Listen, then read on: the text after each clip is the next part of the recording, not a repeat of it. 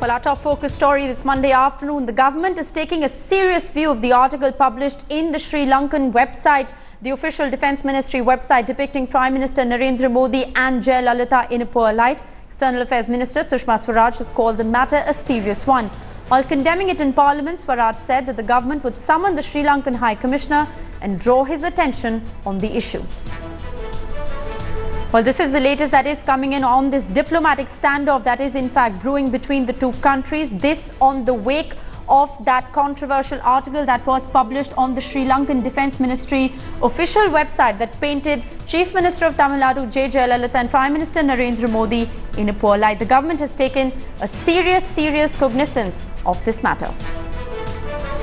My colleague Kamaljeet Kaur Sandhu is now joining me for more on this story. Kamal, clearly the External Affairs Minister Sushma Swaraj coming out and saying that they have in fact taken a serious note of this particular issue, even going to summon the High Commissioner at this point in time to draw his attention on the issue.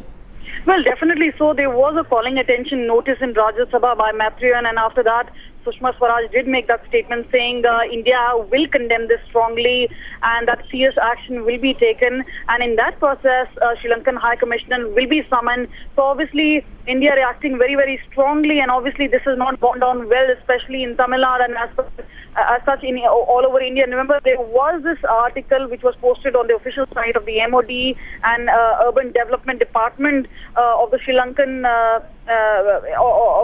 Ministry. But the fact remains, what the Tamil Nadu parties are also saying is, the fact remains that an apology by a junior minister in Sri Lanka is not done at all. That this should be taken at the highest level, and in that context, Sri Lankan High Commissioner should be summoned and should be given a démarche. Well, Sri Lankan High Commissioner is going to be summoned by the External Affairs Ministry. That is the latest that is coming in. Thanks, Kamaljeet Kaur Sandhu, for joining us with that live report. Well, repercussions of that derogatory article are to be seen everywhere, not just on the streets in Tamil Nadu, but also on cricket. A junior cricket team from Sri Lanka, which arrived in Chennai to participate in a private tournament, was sent back owing to security concerns. A 16-member team had arrived from Colombo last night, were put up at an accommodation in the city. They were then denied permission to participate in this tournament early this morning owing to security reasons. They later left for home. The Under-15 private tournament is scheduled to be held from August 4th to August the 7th. The incident comes close on the heels of the derogatory article against Chief Minister Jayalalitha on the Sri Lankan official website, which also had a graphic image of Prime Minister Narendra Modi.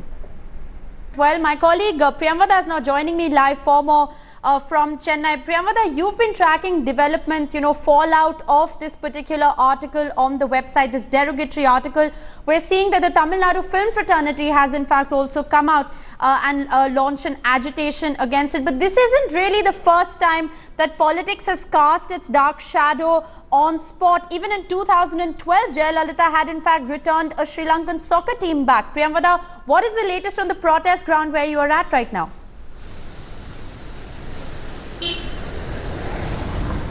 Well, the protest just got over. The film fraternity here want the Sri Lankan Deputy High Commissioner office in Chennai to be vacated. They want all the Sri Lankan officials from here to leave. Definitely a reaction, a late reaction I would say, that is coming in much after the Sri Lankan government apologized. But they're saying this is an ongoing issue because time and again the fishermen are being attacked. Time and again derogatory remarks about Tamilians are being made. So that is the reason why they are conducting this protest. Well, absolutely. So that peaceful protest that was in fact launched by the Tamil Nadu film fraternity has just concluded, as Priyamvada has been reporting. Editor South T.S. Sudhir is also joining me live at this point in time. T.S. Sudhir, we understand that the Sri Lankan under-15 team was in fact deported citing security reasons. What is the nature of the perceived threat, and is this clearly, political vendetta? Well, it does seem so, and the police have basically told the organizers that there could be they could come under some kind of an attack by any kind of pro-Tamil, Sri Lankan Tamil outfit which may be there in Chennai. So obviously the nature of the threat has not been specified very clearly. The police obviously abdicating its responsibility to provide security to a visiting team which has come to take part legitimately in a cricket tournament being organized in Chennai. So in that sense, the Tamil Nadu government will also have to answer questions as to how long this kind of a standoff with Sri Lanka is going to continue as far as Tamil Nadu is concerned, because this is completely in variance with what the rest of the country is observing, because the Sri Lankan cricketers or any other Sri Lankans can come and stay and operate in any other part of the country except in Tamil Nadu. So the government of India will have to take a stand as to how long will it actually continue to tolerate this kind of a stand. Well, absolutely. How long can a standoff like that be continued? The nature of the perceived threat, remember, as T.S. Sudhir has been pointing out, has not been specified. So is this the police, in fact, abdicating their primary responsibility to grant protection to the Sri Lankan cricket team that was, the under-15 cricket team that was, in fact, here to legitimately play on a private tournament? Priyamvada and T.S. Sudhir, please stay on with me. We are, in fact, getting in a reaction from noted film actor Sharat Kumar at this point in time. Let's listen into what he had to say. And the main reason for this is the Chief Minister of Tamil Nadu is very clear that Katchatheevu should be back to the country, because by the agreement of 1974 and 76 should be nullified, and that is the amendment that has to be brought about. She is very sure on that.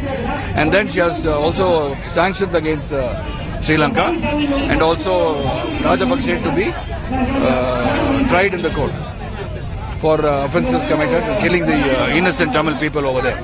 So a stern action or determined action is what is irritating the Sri Lankan government, and that is why they have posted such a thing. It is highly condemnable. I think the Prime Minister of a country should take notice of this and immediately give a warning to Sri Lankan government. Right, T.S. Sudhir is still live with us.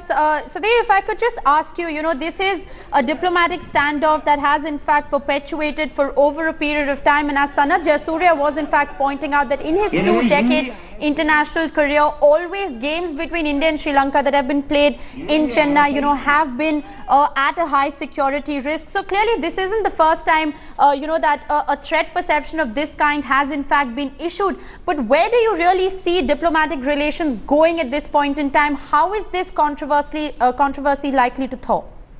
Well, yes, I mean, there have been tensions even before, earlier in sporting encounters between India and Sri Lanka, but obviously the different Dravidian parties in Tamil Nadu, putting aside their own differences, actually coming to the fore and saying and taking a very anti-Sri Lanka stand as of now, because they do believe that this kind of a position will actually fetch them political dividends in Tamil Nadu. Remember, assembly elections are just 2 years away.